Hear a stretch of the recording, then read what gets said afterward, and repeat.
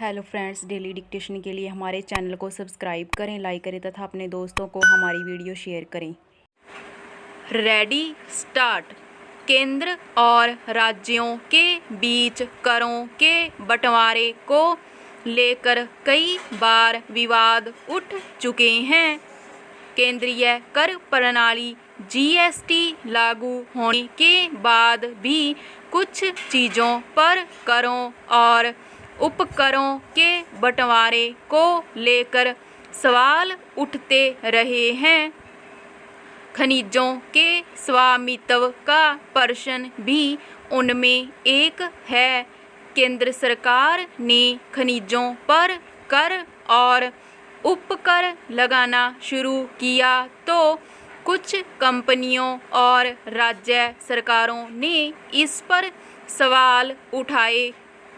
आखिरकार सर्वोच्च न्यायालय ने अब स्पष्ट कर दिया है, खनिजों पर राज्य सरकारों का हक होता है। वे उनका पट्टा देने को स्वतंत्र हैं। इसके लिए किए गए करार की एवज में वे जो शुल्क प्राप्त करती हैं उसे कर नहीं कहा जा सकता।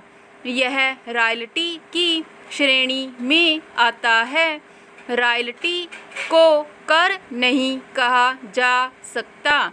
इस फैसले से खासकर ओडिशा और झारखंड को बड़ी राहत मिली है।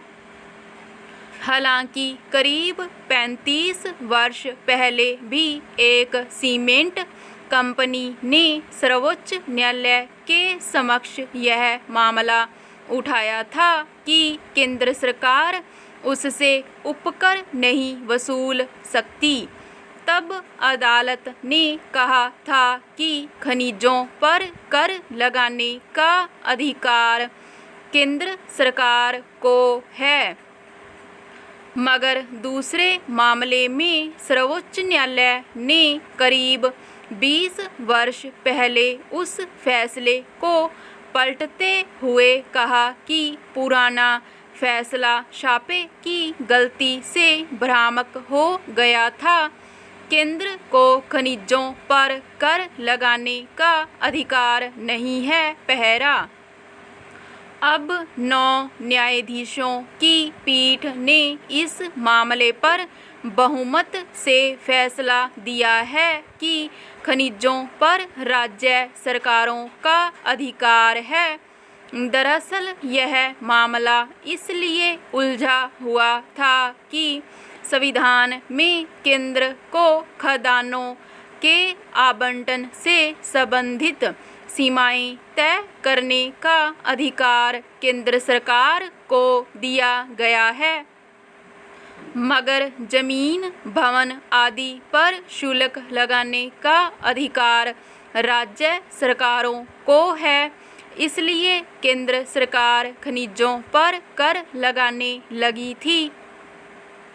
अब सर्वोच्च न्यायालय ने स्पष्ट कर दिया है कि खनिज राज्य सरकार की संपदा है।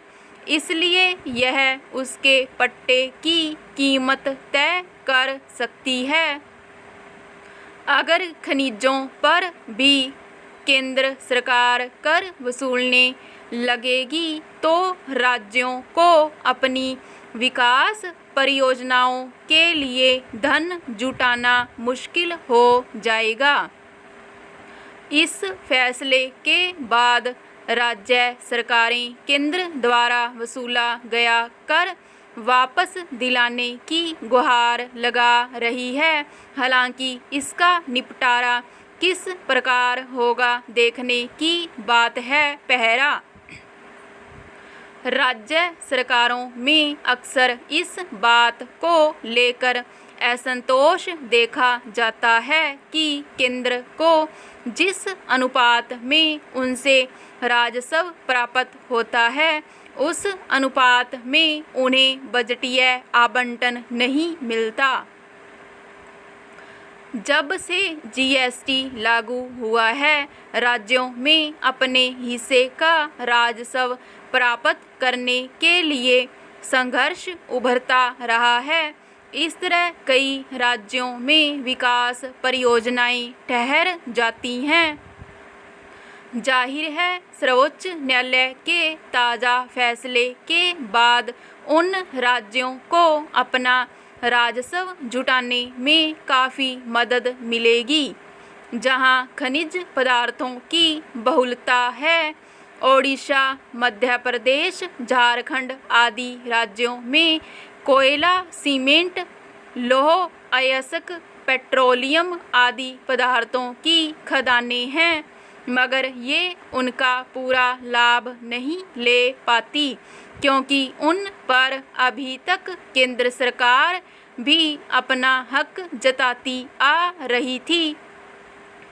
यह ठीक है कि राज्यों से प्राप्त राजस्व से ही केंद्र सरकार पूरे देश की विकास परियोजनाओं में संतुलन कायम करती है, मगर उनकी आय के निजी स्रोत नहीं होंगे तो वे केंद्र के सामने हर वक्त याचक की मुद्रा में ही होंगी।